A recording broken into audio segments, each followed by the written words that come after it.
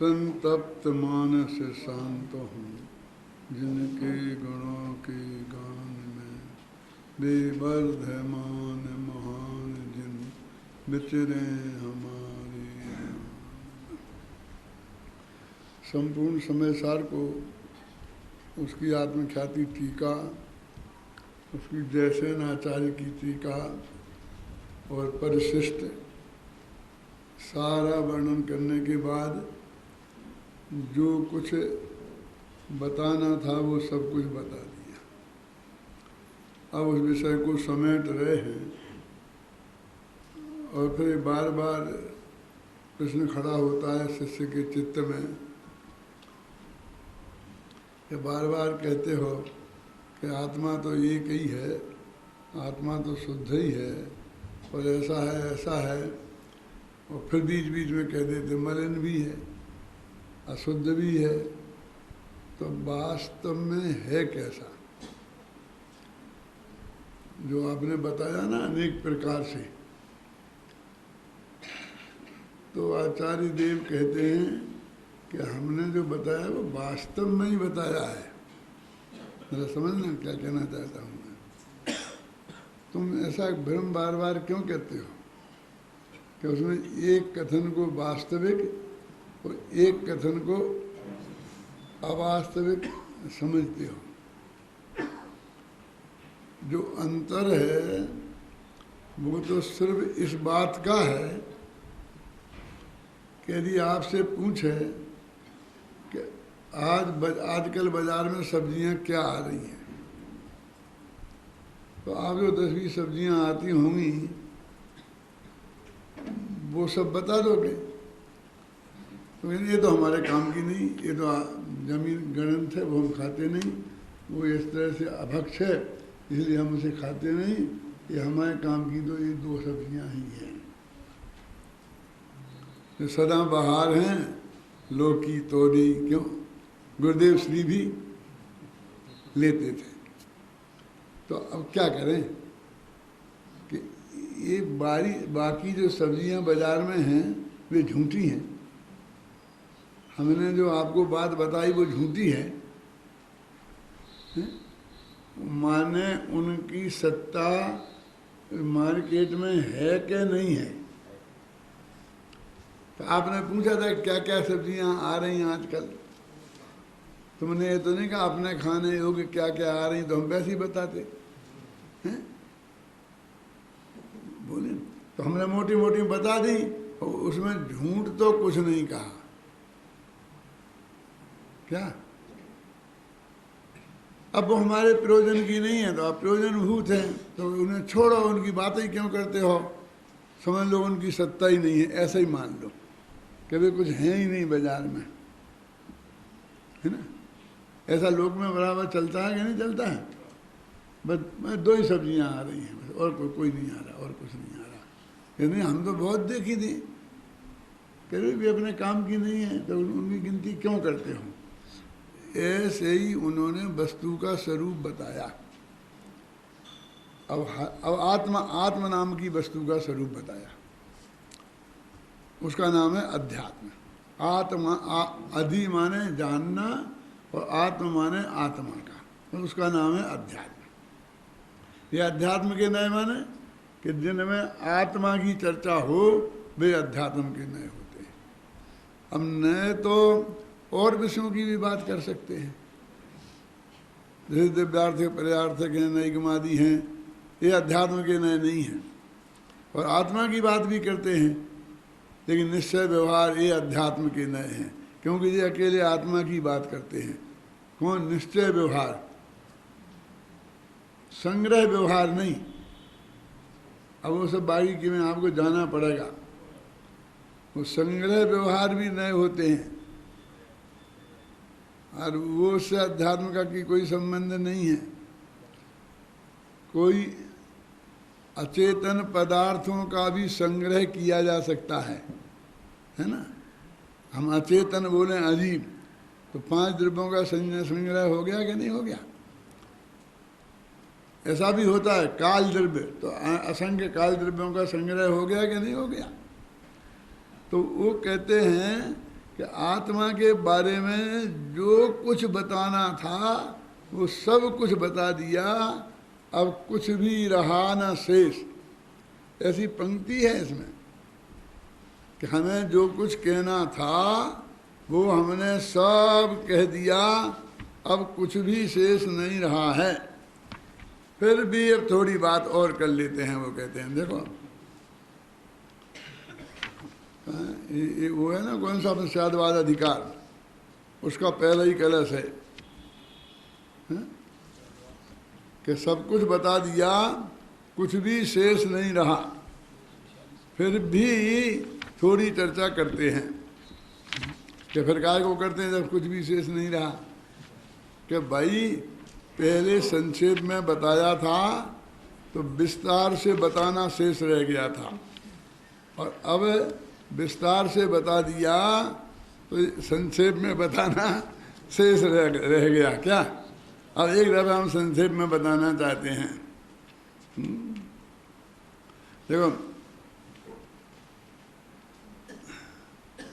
यद्यपि सब कुछ आ गया है ना, वस्तु रही न शेष, फिर भी हम उपाय उपय भाव वगैरह बताते हैं। इसमें है कलश, अभी अपन ने कलश पढ़े थे ना, उनमें भी आया था ना, थोड़े पीछे आया है। खैर अब ये कहते हैं कि हम संक्षेप में उस बात को समेट रहे। क्या क्या कि हमने एक अब आत्म वस्तु को पकड़ो, अभी बाकी की वस्तुएं छोड़ दो, है ना। जब छोड़ दो कहते हैं तो नए उसका अर्थ लगाता है कि उसकी बात मत करो। गौण करी ने, गुरुदेव की भाषा में कहो, छोड़ दो माने गौण करी के छोड़ दो। गौण माने वो उस वस्तु का निषेध नहीं करो, बस हम उसकी चर्चा नहीं करेंगे, उसका नाम छोड़ दो है। वो है नहीं ऐसा अर्थ नहीं निकालना। जब कहने नहीं है तो चर्चा करनी ही पड़ेगी, तो कहते समझ लो नहीं है, क्योंकि उन्हें तो तुमसे उस बात को गौण कराना है, और गौण करने का अर्थ होता है चर्चा नहीं करना। क्योंकि जिसके बारे में बोलते हैं उसे तो मुख्य बोलते हैं, उसका नाम तो मुख्य है। तो चाहे आप उसके बारे में बोलो मत, अजीब द्रव्य के बारे में बोलो मत, तो ये कौन से द्रव्य के बारे में बोलना हुआ?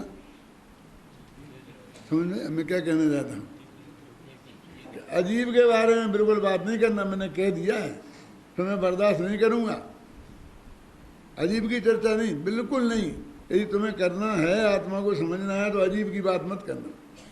पूरे 1 घंटे तक ये समझाऊं कि अजीब की बात मत करना। ये किसकी बात है?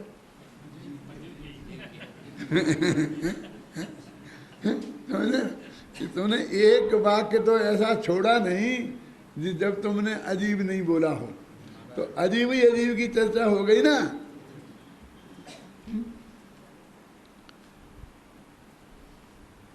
कि पर को जानने की बात ही नहीं करना, पर को जानने की बात ही नहीं करना, पर को जानने की बात ही नहीं करना। तो ये क्या कर रहे हो तुम? आधी जिंदगी तुमने पर को नहीं जानने की बात करना इसमें ही बिता दी। जिसको जानना है थोड़ा उसके बारे में तो बात कहो, उसे अचर्चा से मारो। जिसकी उपेक्षा करनी है उसे अचर्चा से मारो, उसको निषेध रूप चर्चा करोगे तो वो अस्तित्व खड़ा होता है उसका। तो वो कहते हैं कि हमको जितने पक्ष आत्मा के द्रव्यार्थिक न्याय का, पर्यार्थिक न्याय का बताने थे, संसार गति 84 लाख योनियों का, गुण स्थानों का, मांगना स्थानों के जितने भी भेद प्रभेद हमें उस आत्मा के संबंध में हैं। ये गुणस्थान मांगना स्थान किसके संबंध में है? ये पुद्गल के तो होते नहीं गुणस्थान, और न मांगनाएं होती हैं पुद्गल की, ये तो सब जीवई की होती हैं ना। पूरा क्या अभी हमने सम्मेद शिखर में एक विषय यही लिया था 1 घंटे तक। कौन सा? भगवान महावीर की वाणी का प्रतिपादन केंद्र बिंदु भगवान आत्मा। अकेला भगवान आत्मा की बात की है और कुछ नहीं कहा उनने। कहाँ के सारे दिनागम में कि नहीं नहीं क्या बात करते हो, तुम्हारे समय सार में होगा आत्मा फात्मा, हमारे गोमन सार में तो कर्मों की चर्चा है, ऐसा लोग कहते ना है?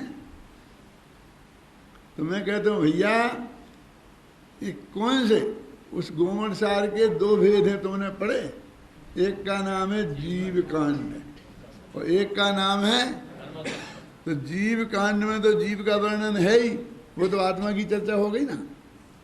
और कर्म कांड में कर्मों का वर्णन नहीं है, कर्मों के उदय में ये जीव कैसे कैसे कांड करता है ये बताया है। कांड समझते हो, जब कोई खोटी चीज होती है तो कांड बोलते हैं, हिंसा कांड, चोरी कांड, व्यभिचार कांड, ऐसा बोलते कि नहीं बोलते हैं कांड उसको। तो देखो समय सार में सार लिखा आ जाएगा, अध्याय हर एक अध्याय में कांड नहीं लिखा, समय सार, गोमर कर्म, प्रवचन सार, नियम सार और जीव कांड, क्योंकि विकारी भावों का ही वर्णन है उसमें, उन निर्मल भावों का वर्णन ही नहीं है।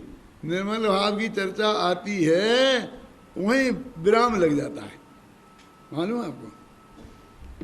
सुनो, गोमरसार सिद्धांत ग्रंथ कहलाता है, क्यों कहलाता है मालूम आपको? कभी सोचा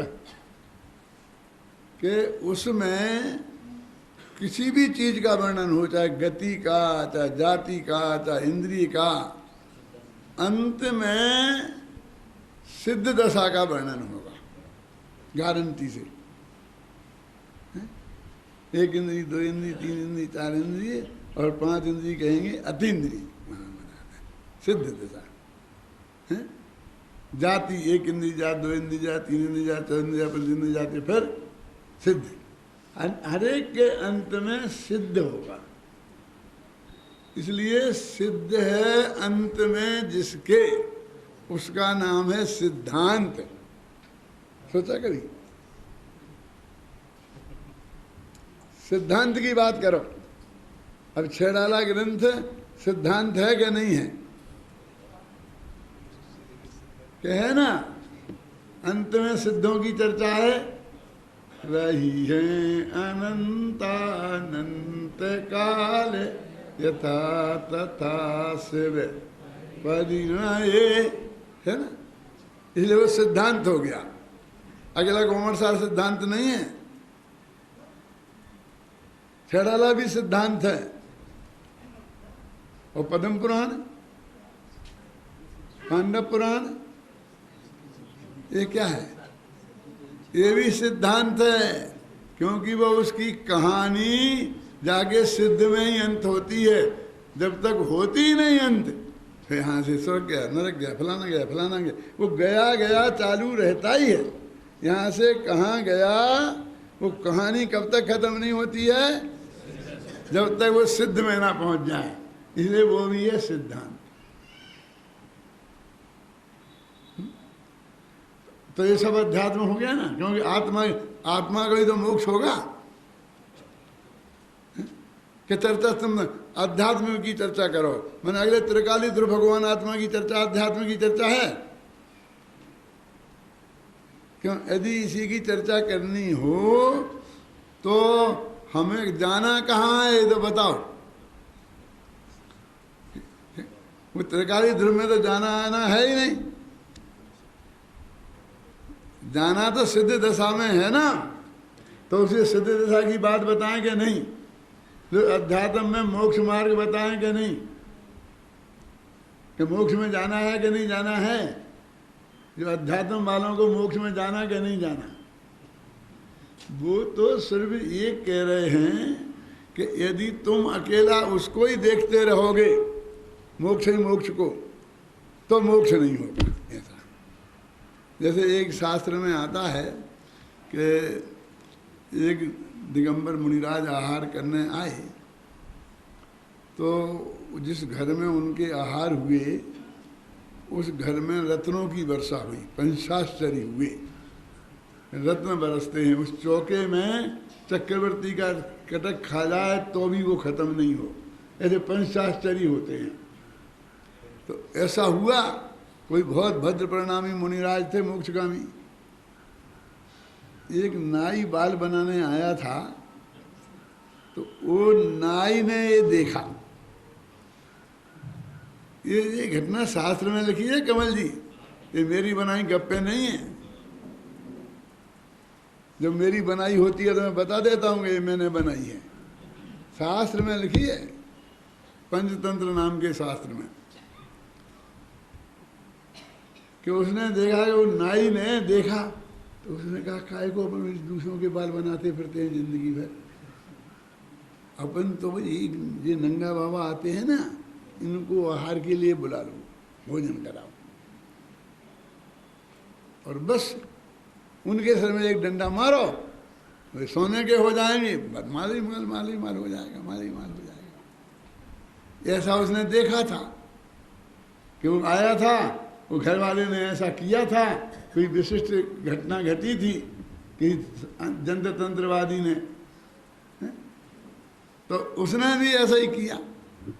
उसमें तो कहानियों का बहुत लंबा चौड़ा सिलसिला है। अब जब वो कहता है तुम ऐसा मत करना भैया जैसा उस नाई ने किया था, ये क्या किया था उस नाई ने, तो सुना दी उसने कहा। ऐसी ऐसी कहानियाँ सुनाता रहता है। तो अरे भाई, क्योंकि वो कहते हैं कि वो तो आहार दे रहा था पंचाश, और ऊपर वो देख रहा था, इधर आहार की तरफ देखता ही नहीं था। क्या अवरत्नों की वर्षा होगी, अवरत्नों की वर्षा होगी, अवरत्नों की वर्षा होगी। तो एकदम गरम गरम कड़ी महाराज के हाथ में डाल दी, एकदम जल गए, हाथ भी हटाए नहीं, और ये देखे अब गिरे, अब रत्न बरसेंगे या पत्थर बरसेंगे। यानी उसका उद्देश्य तो वहाँ है। तो तुम मोक्ष चाहिए, तो तुम मोक्ष को देखे जा रहा है, तेरी निगाह मोक्ष पे ही लगी है, तो मोक्ष पे जिसकी निगाह लगी रहेगी उसे मोक्ष नहीं मिलेगा। ऐसा समय सार में स्पष्ट लिखा है, न मोक्षोपि मुमुक्षुताम, मोक्ष की चाहने वालों को भी मोक्ष की प्राप्ति नहीं होगी। अब लिखा है मोक्ष की प्राप्ति नहीं है, तो हटाओ शास्त्र में, हटाओ, अब मोक्ष की बात ही मत करो। अरे भाई, मोक्ष का मार्ग भी तो है, मोक्ष की प्राप्ति तो होगी जब मार्ग में चलेगा। तो ये मार्ग की बात है, सम्यक दर्शन ज्ञान चारित्र। अब तुम्हारी 7वीं गाथा में 6वीं पहली पंक्ति करो ही मत, और दूसरी पंक्ति बोल दो, नवीनानम न चरित्रम न दर्शनम जान वो शुद्धो, न वो ज्ञान है, न दर्शन है, न चारित्र है, वो तो एक ज्ञान भाव शुद्ध है। क्यों? वे दर्शन ज्ञान चारित्र भी जानने पड़ेंगे कि नहीं जानने पड़ेंगे? तो वो कहते हैं हमने इस भगवान आत्मा को पूरे समय में बहुत अच्छी तरह समझाया। तो हम अपनी छाती पे हाथ रख के देखो, तो हमने तो आत्मा में तो तरकारी शुद्ध की बात है और कुछ नहीं। क्योंकि नहीं बस सिर्फ निश्चय की बात है। तो निश्चय में तो भैया एक देश शुद्ध है वो भी शामिल है, सर्वदेश शुद्ध वो भी शामिल है, और अशुद्ध भी शामिल है। निश्चय में अशुद्ध निश्चय में शामिल है कि नहीं है? कि नहीं, वो नहीं, वो भी नहीं। तो कैसे चलेगा? सम्मा दर्शन चौथा गुणस्थान होगा कि नहीं होगा? मिथ्या दर्शन पहला गुणस्थान होगा कि नहीं होगा? अपने पूज्य गुरुदेव श्री 14 गुणस्थान की बात नहीं करते थे, वे भी करते थे ना। सब बातें बताएंगे। समय सार में अकेले शुद्धात्मा की बात बताई। और मैं आपसे पूछता हूँ कि असद्भूत उपचरित असद्भूत व्यवहार नय की बात कही कि नहीं कही? अनुपचरित की बात की, व्यवहार नयो भासदी जीवो देहो कदापि ये कट्ठो, कि दोनों एक हैं, जीव देह दोनों एक ही हैं। और न दु निश्चय न जीवो, देहो भी कदापि एकट्ठो। ये समय सार में कही कि नहीं कही। खेमचंद भाई जब प्रवचन करते थे तो अब उधर जाते थे हमारे बुंदेलखंड में, तो एक दो व्याख्यान तो उनके इस बात पर ही होते रहे थे कि समय सार में व्यवहार का वर्णन है। गाथा गाथा है ऐसा बोलते, गाथा है गाथा है। और हर एक गाथा में से निकाल निकाल के वो व्यवहार की और निश्चय की बात बताते थे। यही गाथाएं बोलते थे कि देखो व्यवहार ने कहता है कि ये ऐसा है और निश्चय ने कहता है ऐसा नहीं। तो इतनी गाथाएं तो व्यवहार की होंगी, तुम कहते व्यवहार का वर्णन ही नहीं है। अरे ये तो अंत में व्यवहार नय को निषेध किया जाएगा, सिर्फ इतनी सी बात बताने के लिए ये निश्चय नय की प्रधानता वाला ग्रंथ है, ये कहते हैं। व्यवहार का इसमें वर्णन ही नहीं है, ऐसा तो है नहीं। तो वो कहते हैं हमने सब बता दिया, आत्मा की व्यवहार संबंधी जितनी जितनी स्थूलता भी थी वो भी हमने बता दिया। क्यों कि भरत चक्रवर्ती 6 खंड की विभूति का मालक था, 96,000 पत्नियां थीं। ये बोलो किसने नहीं जैन धर्म में पढ़ी और किसे भरोसा नहीं है इस पर। और ये बात झूठी है, ये कौन मानता है बताओ? सब मानते ना पक्की। ये उपचरित असद्भुत व्यवहार न है, बोलो ये घी के घड़े जैसा व्यवहार न है। और अपन ने शास्त्र में ही पढ़ी ना, और मानी कि नहीं मानी? हम तो नहीं मानते, हम तो नहीं मानते। तुम्हें पता ही क्या है तुम क्या मानते हो और क्या नहीं मानते हो? ऋषभदेव के 2 पत्नियां थीं हैं और 100 बच्चे थे, 2 लड़कियां थीं। ये सब मानते कि नहीं मानते हैं? और गुरुदेव मानते थे। हमने बालबोध पाठमाला लिखी तो ऋषभदेव का पाठ लिखा, उसमें ये सब लिखा था और उनके सामने पढ़कर पास करा के फिर छपाई और गांव-गांव में बच्चे बच्चे को गुरुदेव के नाम पे पढ़ाएं। बोलो था क्या नहीं था? अरे भाई अब जब ये बताना है जब ये बताएंगे और फिर जब निषेध करना है तब निषेध भी करेंगे। ऐसी विचित्र स्थिति है। जब दूसरा महायुद्ध चल रहा था, हम तो बहुत छोटे थे, 7-8 वर्ष के रहे होंगे। सन 47 में तो भारत आज़ाद ही हो गया, 35 का जन्म है, उससे पहले पहले की बात है, सही घटना। वे रंगरूठों की भर्ती होती थी। रंगरूठ समझ गए ना, बिल्कुल नए नए लोग, अनाड़ी, कुछ नहीं पढ़े लिखे, गांव के किसान मिसान जो होते थे उनको सेना में भर्ती करते थे। तो सीधे बॉर्डर पे नहीं भेजते थे, वो तो इनको थोड़ा ट्रेंड करके महीना 15 फिर नागरिक सुरक्षा में इन्हें लगाएंगे। चौराहे पे खड़े होकर के झंडी दिखाने का काम इन्हें करेंगे और वहाँ के जो ट्रेंड हैं उन्हें ले जाएंगे युद्ध के मैदान में। उनको कोई अभी युद्ध के मैदान में मरने नहीं जाना था, लेकिन ऐसा ही होता था, सेना में जा रहा और लड़ाई में जाएगा इसलिए वह मर जाएगा, तो सब छिप छिप के भागते थे। कोई नहीं चाहे गांव में जाते थे तो वे घर गांव में लड़के उम्र के मिलते ही नहीं थे।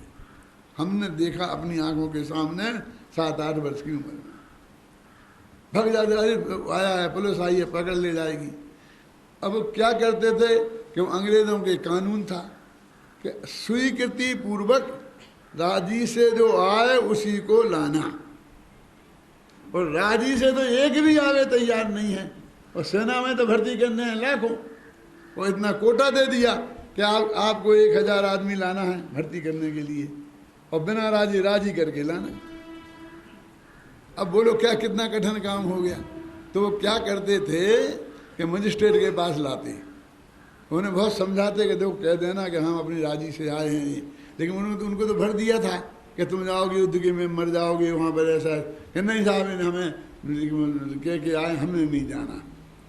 तो हमारे मजिस्ट्रेट क्या कहता था, जाओ जाओ थोड़ा और समझाओ। तो ये क्या समझाते थे, उनकी खूब पिटाई करते थे और कहते थे अब तुमने हाँ नहीं कहा तो अब की बार तुम्हारे हाथ पैर तोड़ देंगे। फिर डरते डरते ले जाते। फिर उससे कहते, वो मजिस्ट्रेट अंग्रेज था, तो वो कहता क्यों तुम जा रहे हो? कि हाँ साहब। राजी से जा रहे हो, किसी ने तुम्हें धमकाया तो नहीं है, किसी ने तुमको प्रेरणा तो नहीं दी। और उसने हाँ कह दी तो थोड़ा और समझाओ। और उसने कह दी नहीं नहीं हम बिल्कुल राजी जा रहे, तो वे ले जाते हो, भर्ती करते सेना में। अब वहाँ जाते तो क्या होता था मालूम, कि उनकी नाप जोख करती, इतनी लंबाई चाहिए, इतनी चौड़ाई चाहिए, इतनी मोटाई चाहिए। सेना में जो भर्ती होना है उसकी पूरी होना चाहिए ना जांच माच में, तो उसमें वे कम निकलते, क्योंकि वो तो वैसे थोक के भाव ले आते हैं ना पकड़ करके, तो वे रिजेक्ट कर देते।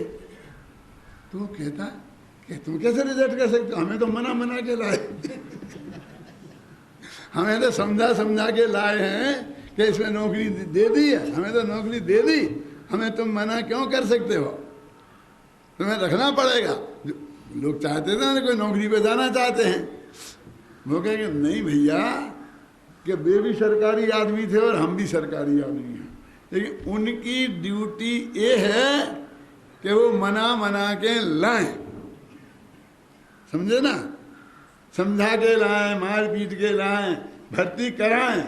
और हमारी ड्यूटी है कि उनमें से छांट के बढ़िया रखें और बाकी को रिजेक्ट करें। हम रिजेक्ट करने बैठे हैं और वे पकड़ के लाने को बैठे है। मूर्खता का काम है कि नहीं? अरे क्या है, लड़ाई ऐसे ही लड़ी जाएगी कि वो ना लाएगा, वो कहेगा ये जीव है। कौन? हाथी घोड़े ये सब जीव हैं, ये जीव हैं, ये जीव हैं, ये जीव हैं। फिर वो निश्चय नहीं कहेगा ये जीव नहीं है, ये जीव नहीं है, ये जीव नहीं है। और ऐसे ही चलते चलते जितनी सेना भर्ती करनी है भर्ती हो जाएगी। बाबू भाई ऐसा कहते थे, कोई हिजड़ों की फौज थोड़ी भर्ती करनी है, कोई और शब्द होता है गुजराती में वो बोलते थे, ख्याल में है ना, कि वो थोड़ी भर्ती, पावैया ऐसा कुछ बोलते कि पावैया थोड़ी भर्ती करनी है, हमको तो वो भर्ती करना है इसलिए हम इसको करेंगे। तो ऐसे ही वो त्रिकाली ध्रुव भगवान आत्मा निकालना है ना, ये सारे आत्माओं में से उसे निकालना है। तो जहाँ जहाँ जो आत्मा है वहाँ बताएंगे उसको, जो जहाँ जहाँ आत्मा है उसको आत्मा कहेंगे, जहाँ जीव है उसे जीव कहेंगे। जो जीव है उसे जीव नहीं, कुत्ते में जीव है तो कुत्ता जीव, समझेंगे ना। हाथी में जीव है तो हाथी जीव कहेंगे ना, ऐसा नहीं कि हाथी में जीव है, हाथी को जीव कहेंगे। तो वो कहते हमने कहाँ कहाँ मिले गए जीव वो सब बताया। अलोकाकाश तक में मिलेंगे, जो भी जानते हैं ना, लोकाकाश तक मिलेंगे जीव, अलोकाकाश में नहीं मिलेंगे। अब उनमें से हमारे प्रयोजन का जीव कौन है, कि हमारा प्रयोजन क्या है कि हमें मोक्ष में जाना। देखो अब जीव पहला तत्व उसे खोजना और मोक्ष अंतिम तत्व उसे खोजना पाने के लिए, और इसे खोजना सिर्फ जानने के लिए कि ये जानने के लिए कि ये मैं हूं। अब ये दो काम करने हैं हमारे लिए। अब वो मोक्ष की जो वो है वो पर्याय और जीव है द्रव्य, तो दो हो गए ना, तो दो नए चाहिए, एक द्रव्यार्थिक नए और एक पर्यायार्थिक नए। जो चाहिए एक उसकी बात करने वाला और एक जिसमें से आएगा, जिसके आश्रय से आएगा, जिसमें से अपनापन करने से आएगा, जिसका ध्यान करने से आएगा, एक वो। अब हम सारे नयों से उसको समझाएंगे, कहाँ कहाँ हैं, कैसे हैं, क्या हैं, इंद्रियों में, जाति में, इनमें, और समझा कर सबका निषेध करते जाएंगे। न है न नेति न तथा वेद जाहि नेति बखानते हैं। आता क्या नहीं आता? वेदों में नेति कहा है, और अपने यहाँ कोई शब्द बता सकते हैं? अमृतचंद्राचार्य ने कर्ता कर्म अधिकार में जो 20 कलश लिखे हैं ना, कौन से? न तथा, उनमें 20 बार ना तथा लिखा है। वो वेदों वाला नेति है। नेति क्या और ना तथा क्या? कि सामने वाला जो कहे कि ये जीव हैं तो कहना ना इति, नहीं नहीं ये बात नहीं, ये बात सही नहीं है, और ना तथा, नहीं ऐसी बात नहीं है, तुम्हें ना करना है। तो कहते वो भगवान आत्मा ना तथा शब्द से वाच्य है। उसे बुलाएंगे तो कौन सा शब्द है, नहीं ऐसा नहीं।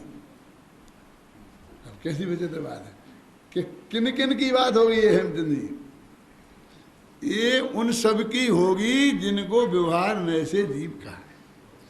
तब जितने व्यवहार नए होंगे जीव को सामने वाला बताता जाएगा तो वो ना तथा ना तथा ना तथा कहते जाए। अब जब जनवाणी में तो निश्चय नय का भी कथन है और व्यवहार नय का भी कथन है ना। अब वही बात को निश्चय नय में न तथा कहा और व्यवहार नय से ऐसा कहा कि ऐसा है, ठीक हो गई। अब वो जो सामने वाला अज्ञानी है, गुरुदेव फरमाते थे सुनो, उसके पक्ष में कितनी मजबूत तर्क हैं और जो ज्ञानी है उसके पक्ष में कुछ नहीं। क्योंकि वो तो कहता देखो शास्त्र में लिखा है, कुत्ता जी बिल्ली जी सब लिखे हैं, फलाना हम निकाल निकाल के बताते हैं, तुम्हारी किताब में लिखे, पहले भाग में लिखे, दूसरे भाग में लिखे, तुमने खुद लिखे। क्यों? वो लाख बताएगा, हम लाखों बार ये कहेंगे कि नहीं ये बात सही नहीं, ये बात सही नहीं, इन्हें तो ये बात सही नहीं लगी आता है। क्या है वो तो बताते नहीं, कि वो तो ना बातों से कहा नहीं जाता, इशारे से सुना जाता नहीं जाता, उसे बोलते ना किसी से नहीं कहा नहीं जाता है, वो तो ऐसा है कि ये कहते इनकी बात तो ये कह नहीं सकते और हमारी बात को ना तथा कहते हैं। अब ऐसे लोगों की हम क्या बात करें, अब बात ऐसे लोगों की सही है। कितना कठिन काम है ये। यदि हमको इसके विरुद्ध विषय मिला होता तो हम अपने से 100 गुणे पंडित, बड़े पंडित और 100 गुणे पंडितों को पछाड़ देते। ख्याल में आई ना? क्योंकि उसमें तो हजारों प्रमाण हैं, कदम कदम पे प्रमाण है, कदम कदम पे सब चीज मिलती है, और यहाँ तो कुछ मिलता ही नहीं है तना तथा के अलावा। एक से बद्धो न तथा परस्य, बस एक से एको न तथा परस्य, एक से अन्यो न तथा परस्य। देखो 20 कलश हैं। अब वो थक गए तो कह दिए और समझ लेना। तो अब ये जब पूरा समय सार कह चुके तो वो कहते हैं कि हमने वो भी बता दिया पूरा पूरा कि कितने कितने जीव कहे जाएंगे इस जगत में, और उन्हें जिनवाणी में जीव लिखा होगा। और हम तुम्हें समझा रहे कि वे जीव नहीं हैं, तो कहा काय को, तो वो एक एक का कारण हम आपको बताएंगे क्यों कहा। एक एक का कारण हम बताएंगे तो हर एक की अपेक्षा बताते जाएंगे, इस अपेक्षा कहा। जैसे अभी मैं फिर उदाहरण देता हूँ, घबराना नहीं, वस्तु समझना। गुरुदेव की भाषा में बताना कि ऐसा नहीं है तो शास्त्र में ऐसा क्यों लगा कि कर्म के उदय से होता है, कि निमित्त का ज्ञान कराया। कि क्या करना निमित्त के ज्ञान का हमें, उन्होंने इतनी कह दी कि निमित्त का ज्ञान कराया। कह देते कि नहीं कह देते? अब वो कहते हैं कि आत्मा, सुनो, पर द्रव्य को जानता है कि नहीं जानता है, तो नहीं जानता है, तो जानना काय को लिखा? फिर बोलेगा ना, वही प्रश्न खड़ा होगा ना, जानना काय के लिए लिखा? क्या जवाब दिया? पूछा अपने पंडित से। मैं भी वही बताऊंगा, ये भी वही बताएंगे कि काय को बताया है कि भाई तुमने जब नहीं कहा पर को जानता ही नहीं है तो जानता है ऐसा क्यों कहा है?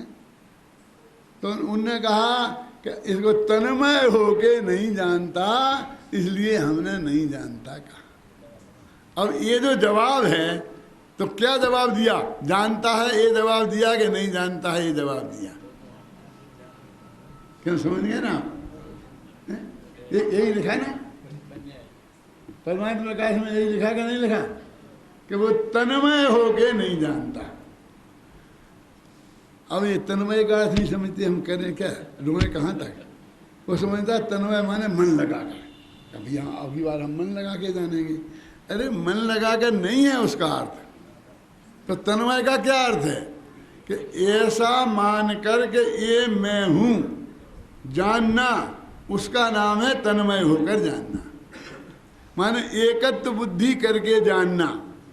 तो वो उसमें एकत्व बुद्धि नहीं करता है, वो जानता तो है, तो जानने का निषेध नहीं है, एकत्व बुद्धि करने का निषेध है। और इसको ही जानने का निषेध की भाषा में निर्वाणी में बोल देते हैं। अब हम क्या करें, अब जितने प्रमाण हैं इससे एक साथ उड़ जाएंगे। वो तो इसलिए कह दिया हमने, वो तो इसलिए कह दिया है, इसलिए कह दिया। और वो तो कहते तन्मय होके नहीं जानता, उन्हें तन्मय होके नहीं जानता माने ये मैं हूं ऐसा कह के मैं नहीं जानता। अभी कहें साहब 10 आदमी का कल हमारे यहाँ निमंत्रण है, पर बता सबको खूब आग्रह कर करके बोल दिया। फिर वो हर एक आदमी पूछता भैया नाम तो बताओ किन किन के, बताएंगे बताएंगे क्यों बताएंगे, जब बताना जिसको बताना होगा उसको बताएंगे, तू काय को कर रहा है? तो हमें कैसे पता चलेगा कि हमारा नाम है कि नहीं है? तो तुम समझ लो ना कि तुम्हारा नाम नहीं है, हैं? वही तो झंझट है, इसलिए तो अभी नाम नहीं बता रहे। क्यों? जिसको बताना होगा अकेला फोन करके बता देंगे, और एक सूचना सामूहिक दे दी हैं। आप फिक्र नहीं करो, आपके पास अपने आप फोन आएगा, और नहीं आया तो फिर हम आपके पास आएंगे कि नहीं, समझ लेना कि नहीं है आपका नाम। ऐसी बात है कि वो कहते तन्मय हो गए, मतलब मैं ये आप ये हूँ ऐसा मान के, पर पदार्थों को ऐसा मान के नहीं जानते तो कहते उस जानने की कोई कीमत नहीं है। क्यों? जिसका नाम होगा वो ही का निमंत्रण है, और मैं लिस्ट बाहर लगा देता हूं, अपना अपना नाम देख लेना। मेरा तो बता दो, आपका नहीं है। क्या बकते हो? अरे क्यों? तुमका मेरा सहयोग किया तेरा कि तुम ढूंढता 2 घंटा धूप में खड़ा रहता और 3 दफे देखता हो नाम मिलता नहीं, फिर रोता आता हमारे पास। तो पहले से ही हमने बता दिया कि तेरा नाम नहीं है, तो उपकार मानना हमारा। क्यों कि वो सबके सामने क्यों नहीं बताया? अब उसकी प्रॉब्लम वो जाने, तुम क्यों मर रहे?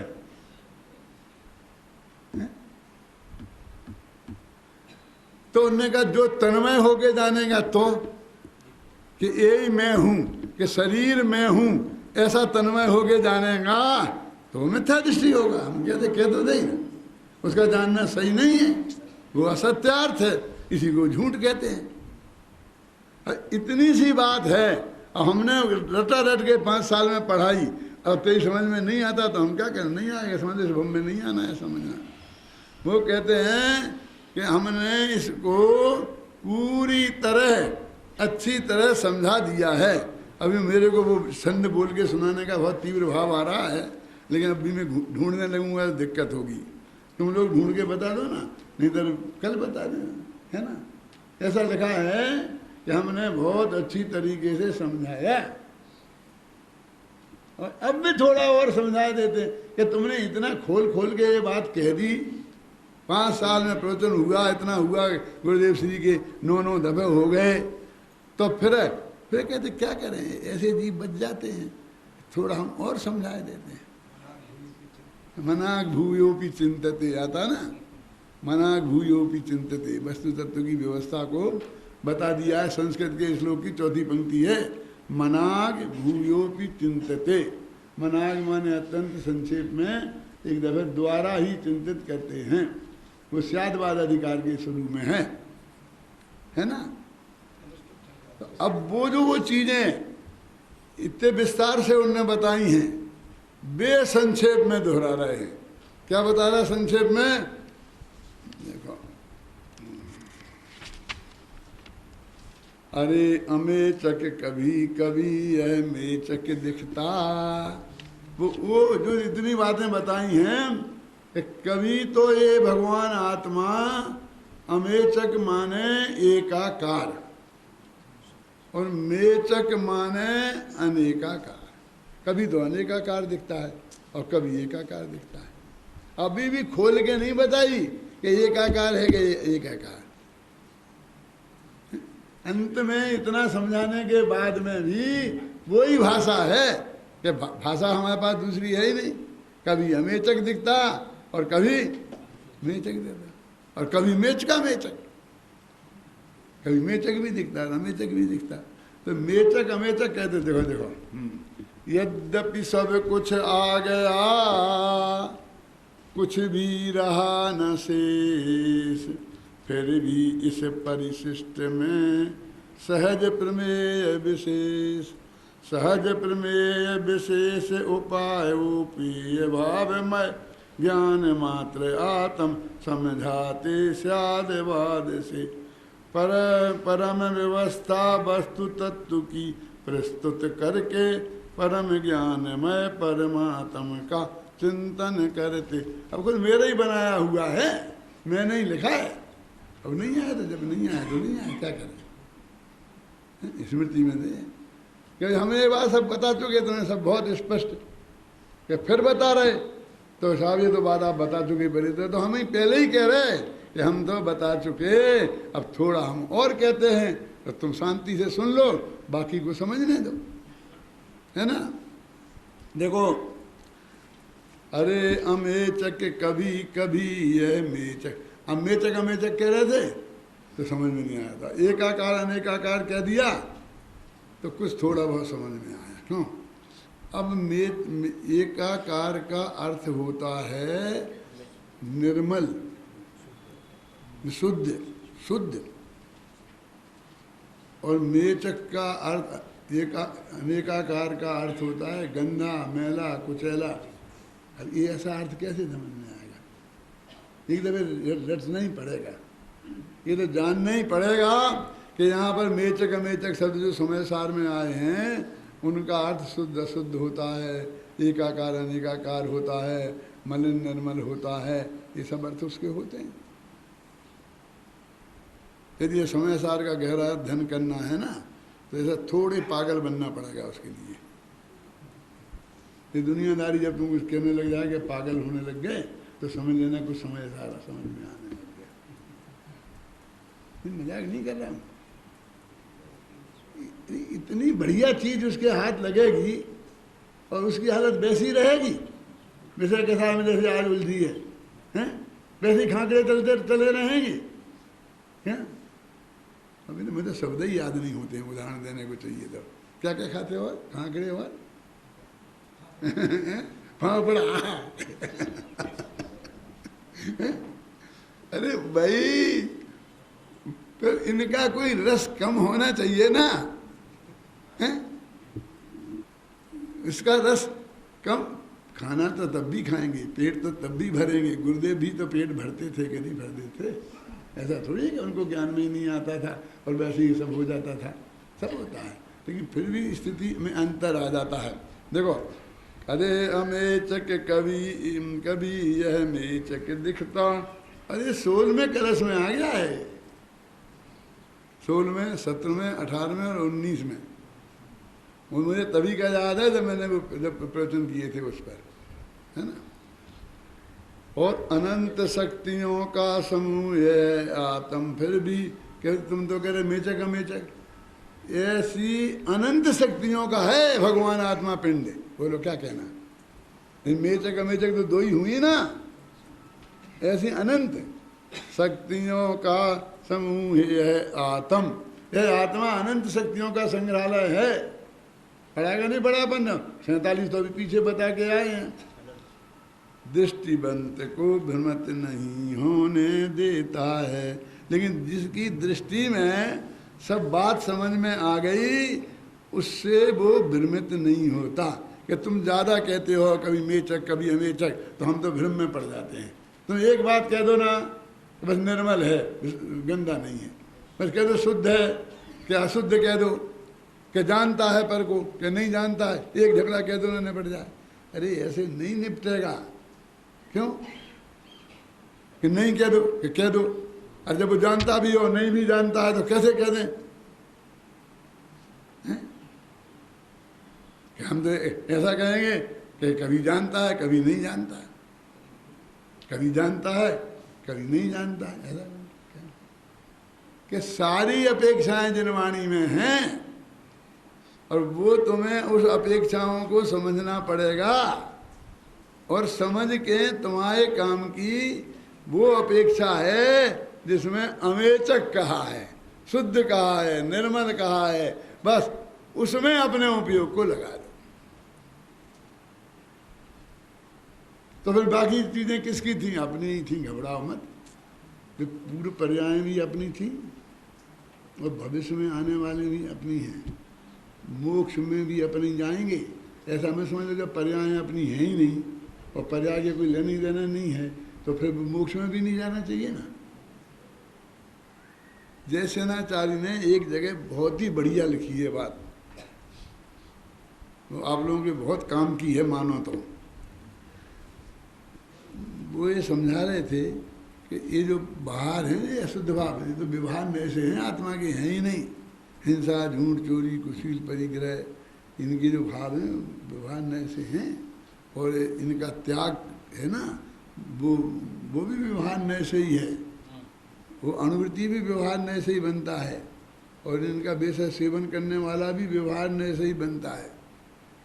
तो फिर हम काहे को चक्कर में पड़े? फिर हमको तो जो समझ में आ गया तो खाएंगे, यहाँ खाओ ना। फिर इतनी और समझ लो कि उनके फल में जो नरक में जाते हैं वो भी व्यवहार से ही जाते हैं। बोलो तुम वो उनका पालन करके फिर नरक में जाओगे तो घबराना नहीं, ऐतराज नहीं करना, वो व्यवहार से ही जाएंगे। भगवान यही कहेंगे व्यवहार ने से गया। फिर ये मत कहना व्यवहार ने झूठा है और हम नहीं जाएंगे, नहीं जाना पड़ेगा। क्यों? देखो अपना एक लड़की पैदा हुई, मेरी समझना, अब वो ना वो अपने गोत्र की है, मतलब जो जाएगी ना शादी मादी होगी जहाँ, अभी वो जो भी है अपने हिसाब से कुछ भी नहीं है, समझ में ना निकल के। और अब जब वो उसकी शादी होगी तो वो भी व्यवहार से ही होगी ना, पंडित कराएगा, कुछ नहीं है, सब बिल्कुल अपना कुछ नहीं था, ये नहीं, बल्कि उल्टी शर्तें लगाएगा, इनके गोत्र की तो नहीं है, मामा के गोत्र की तो नहीं है। मतलब नहीं होना, कहीं से नहीं होना है, ये चाहिए। क्यों? तो बात थी है, करते क्या नहीं करते, लेकिन वो बेटी को ससुराल जाना पड़ेगा। ऐसा नहीं कि फेरे वैसे ही पड़ रहे हैं, झूठे हैं, झूठे भी हैं लेकिन जाना पड़ेगा। समझ गए आप? जैसा वो कहते हैं कि 5 पाप झूठे हैं, पर उनके पालन करोगे तो नरक में जाना पड़ेगा। ऐसा जयसेनाचार्य देव ने मूल टीका में लिखा है, समय सार की टीका में। तुम ऐसा झूठा मान के मत बैठ जाना। अब ये सब बताई, देखो तो हमने सब बता दी। अब अंत में ये बता रहे कि अभी जो तुम्हें मोक्ष में जाना है, मुमुक्षु है ना, जिसके लिए तुमने ये सब किया है, तो तुम्हें ये परम शुद्ध निश्चय का जो विषय है, बस अकेले उसमें अपनापन करो और बाकी को असत्यार्थ मान के छोड़ दो। तो वे असत्यार्थ है ना कि नहीं, ये है सब, मतलब इसका यही असत्यार्थपना है कि तुझे उनके आश्रय से मुक्ति की प्राप्ति नहीं होगी। देखो वही कह रहे, अरे अमेचक कभी कभी यह मेचक दिखता, कभी मेचका मेचक यह दिखाई देता है। अनंत शक्तियों का समूह है आत्म फिर भी। अब अनंत शक्तियां हैं हेमचंद जी, तो ये 3 लगाई ना, मेचक, अमेचक और मेचका मेचक, तो अनंत शक्तियों में लगाओ 3-3, मतलब ज्ञान शक्ति, तो ज्ञान अज्ञान और ज्ञान अज्ञान। अब समझ, एक एक ऐसी शक्तियां लगाओ, आप समझ गए ना। जैसे इस मेचक अमेचक में लगाया, अनंत शक्तियों का समूह यह आत्म ये आत्मा अनंत शक्तियों का समूह है, अनंत शक्तियों का संग्रहालय है ना, ये निश्चय से है ना। ये गुरुदेव श्री ने बताया नहीं, ये तो किसी दूसरे ने नहीं बताया ना अपने को, एक ही पंडित ने तो नहीं बताया ना। क्यों? यह आत्म, देखो अनंत शक्तियों का समूह यह आत्म फिर भी दृष्टिवंत को भ्रमित नहीं होने देता है। कितने अस्ता अनंत शक्तियां, उनके तीन तीन भेद, और ये है, ये भी है, ये भी है, ये भी है, ये असत्यार्थ है, ये असत्यार्थ है, और सबकी अपेक्षाएं बताते जा रहे। और फिर भी ज्ञानी धर्मात्मा तो बहुत घबरा जाता होगा कि हाय राम मुझे कुछ समझ में नहीं आया। घबराता तो अज्ञानी है, ज्ञानी की समझ में तो सब आता है। क्या? ज्ञानी की समझ में तो सब आता है। अपने घर में बारात आई है, अब फेरे मेरे पड़ गए हैं, बारात की विदाई होने वाली है, तो 1000 बाराती हैं, उनमें ऐसा कौन सा मूर्ख बाराती है कि जो ये नहीं जानता है कि लड़की बारात के साथ जाएगी। और कौन लड़की वाला ऐसा है कि जो ये नहीं जानता है कि अब ये बेटी कल से अपनी नहीं रही, ये इनके साथ चली जाएगी। क्यों? कौन नहीं जानता? तो अभी सब बेटी तो अब नहीं कहेंगे, अभी भी कहते रहेंगे, तुम जाएगी पक्की हो गई, फिर भी तुम कहते रहो, अभी कहते रहेंगे। अरे तुम तो क्या, जब दादी और नानी हो जाएगी तब भी हम कहते रहेंगे ये तो हमारी है। कहते रहेंगे कि नहीं कहते रहेंगे? बोलो। हमारी पोती दादी नानी हो जाए तो भी हम अपनी कहते रहेंगे। और बोलो, तो तुम्हारी समझ में आ रही कि नहीं आ रही? तो कहते हैं ज्ञानी को तो कोई भ्रम नहीं होता। कितने ही नए वचन आए, समझ गए आप? कितने ही नए वचन आए, लेकिन ज्ञानी को तो भ्रमित, दृष्टिवंत को भ्रमित नहीं होने देता है। ये जो मैंने अनुवाद किए हैं, बहुत मेहनत करके बहुत सरल किए हैं, जो आपकी समझ में सीधे जाते हैं। ये छंद इतने सीधे नहीं है, इनका अर्थ संस्कृत टीका भी इतनी सीधी नहीं है। अच्छे अच्छे पंडित गोते खा जाएं, खा गए ना, ऐसा बोलता हूँ नहीं है। मैं किसी की वो नहीं कहता हूँ, हमारे भी 700 पंडित हैं ना, उसमें 100 पंडित तो पार पार ले जाएंगे, यदि सीधा निकालना पड़े तो 600 गोते खा जाएंगे। वो हम वो कमजोरी भी समझते हैं, जो विशेषता भी समझते हैं, ये भी समझते हैं कि लेन से लगे रहेंगे बेटा तो ये भी पार पार ले जाएंगे। सब समझना चाहिए ना अपना। क्यों क्यों हम दिन नहीं समझ, सब बात तो जाननी पड़ेगी, ऐसे नहीं चलेगा। और बात बात में तुम संशय करोगे तो फिर कभी कुछ समझ नहीं सकोगे। नहीं सही करे, गलत तो नहीं करे। अरे तुम समझने में तो स्थिर ही नहीं होती है बुद्धि, और बार बार शक करता है, तो शक ही क्यों निपटाता रहेगा? बोलो, आप पूज्य गुरुदेव श्री पर ऐसा शक करते तो आपकी समझ में कुछ आता? बताओ। और जिनने किया उनने क्या पाया? ये हम नहीं कह रहे कि तुम हम पे शक मत करो, वस्तु स्वरूप तो ऐसा ही है। क्योंकि हमारी मेहनत बेकार जाएगी और तुम्हारी मेहनत बेकार जाएगी। हैं क्या करना? तो यही पड़ेगा। देशना लब्धि तो आपको तभी होगी, उसके बिना तो होने वाली 3 लोग 3 काल में नहीं है। बात भी ख्याल में आ जाएगी और 1 मिनट में कहीं ऐसा नहीं हुआ तो क्या, खत्म सब खेल। देखो, दृष्टिवंत को भ्रमित नहीं होने देता है। अब फिर एक बात कही दूसरी, एक ओर से एक स्वयं में सीमित अर्ध्रुव। एक ओर से अब 3 बातें इकट्ठी ले ली है। किताब रे आप पास में है क्या? नहीं, देखो, एक ओर से देखो, है ना, कोई निश्चय व्यवहार तो एक है और स्वयं है और सीमित है, अभेद है और ध्रुव है। 4 बातें ले ली। एक ओर से एक स्वयं में सीमित, स्वयं में सीमित है, ये दूसरी बात। और ध्रुव है। एक ओर से देखो तो ये तीन बातें हैं। और अन्य ओर से नेक, ये नेक क्या है? अन्य ओर से वो आदमी बहुत नेक है, क्यों? भला। क्या होता है नेक? क्या होता है?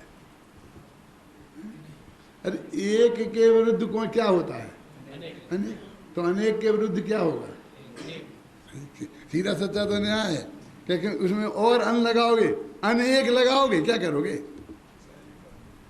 एक को उल्टा बनाने के लिए अनेक किया, अब अनेक को उल्टा बनाने के लिए क्या करें? एक और अनेक लगाएं तो नेक। तो नेक माने एक नहीं तो अनेक हो गया ना। एक वो इतनी जगह नहीं थी तो बचा लिया। अर्थ तो दोनों अनेक का और नेक का दोनों का अर्थ एक ही है। और जचा कि नहीं जचा? सही है कि लगता है आपको कि नहीं लगता है कि मैंने अपने ऊपर से लगा लिया है? एक ओर से नेक कहाँ गया? स्वयं में सीमित। दूसरा, एक तो नेक है और स्वयं में सीमित है, और ध्रुव है, निरंतर निरंतरता लगी रहती है। अन्य ओर से नेक, अन्य के दूसरी तरफ से देखो तो अनेक है, और वो था ध्रुव की जगह क्षणिक है, और सीमित की जगह विस्तारमयी है। ठीक है? क्यों नितिन भाई, कठिन तो नहीं है ना? एक ओर से एक स्वयं में सीमित अर्ध्रुव, अन्य ओर से नेक क्षणिक विस्तारमयी है। ऐसा थोड़ी है हम तुमको एक घंटा ही करवाते हैं। हम यहाँ तो 23 घंटे रटते हैं माने अंदर से ही रटन चलती रहती है, या ये ऐसी चलती रही, खाना खाने में चलती रही। एक ओर से नेक जैसे ही चलता रहेगा, वाक्य दिमाग में चलते ही रहता है। कल वही छंद चलता रहता था, बिना सोचे ही। वो धारा बनना चाहिए, आभीक्षण धारा कोई चीज की, वैसे ही याद थोड़ी रह जाता है। एक ओर से नेक है ना, आ गया। अहो आत्मा का अद्भुत यह वैभव देखो, ये आत्मा का अद्भुत वैभव है। अब मैं आपसे कहता हूं, समय हो गया क्या? मुझे कुछ पता नहीं है। हाँ चलो, नहीं 10:30 बजे हुआ था। अच्छा चलो, जो भी है। क्या कहते हैं अपन, क्या बोल रहे थे? अरे हाँ, अहो आत्मा का अद्भुत है वैभव देखो। तो इसमें आपको कुछ अद्भुत दिखाई दिया? नहीं दिखाई दिया तो कुछ समझ में नहीं आया जी। आचार्य तो ये कहते हैं कि ये बात जिसकी समझ में आएगी उसे बहुत अचंभा होगा। गजब हो गया, गजब हो गया, गजब हो गया। गुरुदेव का होता था ना, गुरुदेव प्रवचन करते थे तो अभी प्रवचन शुरू ही नहीं हुआ, अपन लोग जाके बैठ गए और गुरुदेव जाके बैठ गए। आहा आहा आहा, अरे अभी एक ही शब्द तो बोले नहीं, हम काय की आहा कर रहे? कुछ बोलो तो महाराज। आहा आहा आहा, गजब से गजब से, ये काय की बोल रहे हो? अरे उनके दिमाग में 15 मिनट से वो बात चल रही है जो तुम्हें समझाना चाहते हैं, समझ गए ना? वो वहाँ पढ़ते थे घर पे, उसे पढ़ते पढ़ते आए, रास्ते पर चलती रही, अब यहाँ चलिए जब तक बैठे हैं, और जब शुरू करें तो वो एकदम उसके ऊपर वो निकलता है, और तुम लगते ये पागल हो गए क्या? कुछ बात ही नहीं है, और कह रहे। तो ऐसा आहा लगना चाहिए ना। आचार्य खुद कह रहे हैं ना, अहो आत्मा का यह अद्भुत वैभव देखो, जिसे देख कर चकित जगत जन और ज्ञानी। सारा जगत का जन भी चकित होते हैं और ज्ञानी जन भी चकित होते हैं। मन सभी लोगों को आश्चर्य होता है, ऐसा वस्तु का अद्भुत स्वरूप है। बाकी का कल